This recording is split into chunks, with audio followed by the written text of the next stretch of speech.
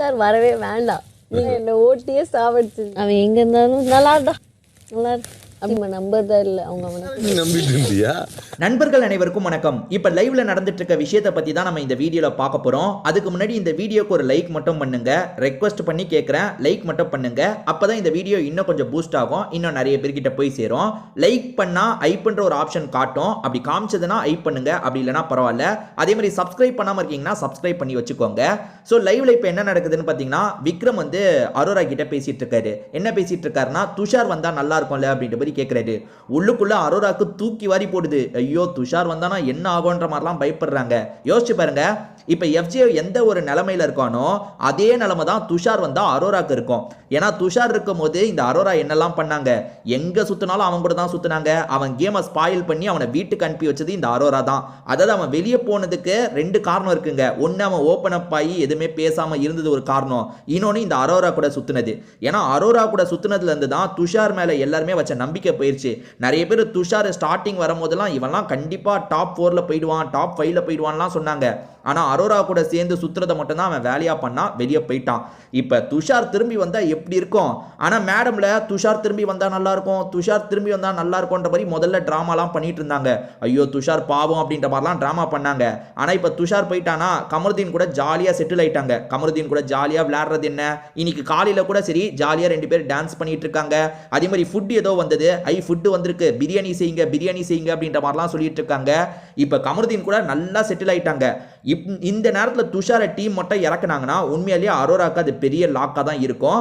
அரோரா வெளியே எப்படி விக்ரம் கிட்ட பேசுறாங்கன்னா, துஷார் வந்தா நல்லா இருக்கும் அப்படின்ற மாதிரிலாம் பேசுறாங்க. அதே சமயம் என்ன சொல்றாங்கன்னா, துஷாரெல்லாம் வந்து பிக் பாஸ் டீம் அனுப்ப மாட்டாங்க, அதனால நான் கிவ் அப்பே பண்ண ஆரம்பிச்சிட்டேன், எப்படியும் துஷார்லாம் திரும்பி வரமாட்டான். அதே மாதிரி துஷார் வர தேவையில்லை. என்ன சொல்றாங்கன்னா, துஷாரை டீம் அனுப்ப மாட்டாங்க, அதே மாதிரி துஷாரும் வர தேவையில்லை, அவன் எங்க இருந்தாலும் நல்லா இருக்கட்டும் அப்படின்ற மாதிரி கிண்டலா சொல்லிட்டு இருக்காங்க. அதாவது காமெடியா சொல்லிட்டு இருக்காங்க.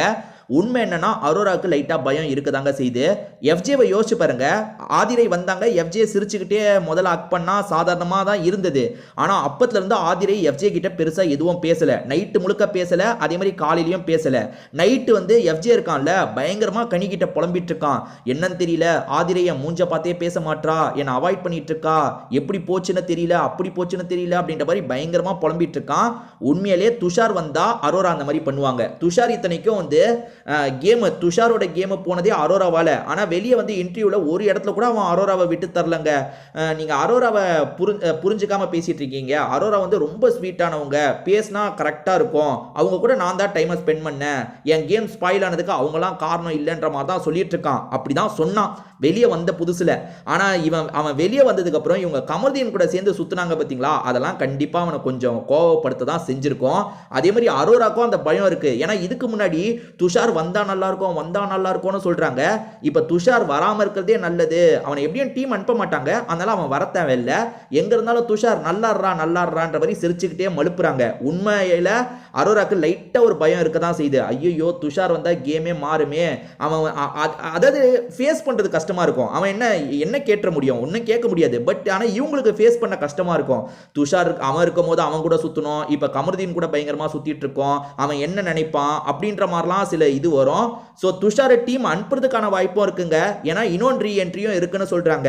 இன்னொன்று ரீஎன்ட்ரியா வந்து பிரவீன்ராஜ் வருவாரா இல்ல துஷார் வருவானான்னு தெரியல, அதுக்கான வாய்ப்பும் கண்டிப்பா இருக்கு. ஏன்னா இவங்க மனநிலையெல்லாம் செக் பண்றாங்க. இப்ப அரோராவும் கமருதீனும் இன்னும் க்ளோஸ் ஆகட்டும், அவனை விடலான்றதுக்காக கூட டீம் பிளான் பண்ணியிருக்கலாம். எனக்கு அப்படிதான் தோணுது. இதை பத்தி நீங்க என்ன நினைக்கிறீங்க, உங்களோட கருத்து என்னன்றதையும் சொல்லுங்க, நானுமே பார்த்து படிச்சு தெரிஞ்சுக்கிறேன்.